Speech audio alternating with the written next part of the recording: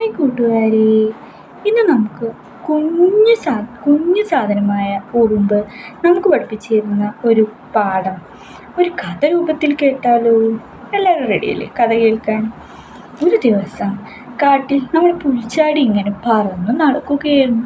അപ്പോഴാണ് പുൽച്ചാടി നമ്മുടെ കുഞ്ഞതായ ഉറുമ്പുകൾ അവരുടെ ഭക്ഷണങ്ങൾ കുറേ ശേഖരിക്കുന്നു. അത് കണ്ട് പുൽച്ചാടി അരികത്തോട്ട് ചെന്നിട്ട് എന്തിനാ നിങ്ങൾക്ക് ഇത്രയും ഭക്ഷണം എന്ന് ചോദിച്ചു.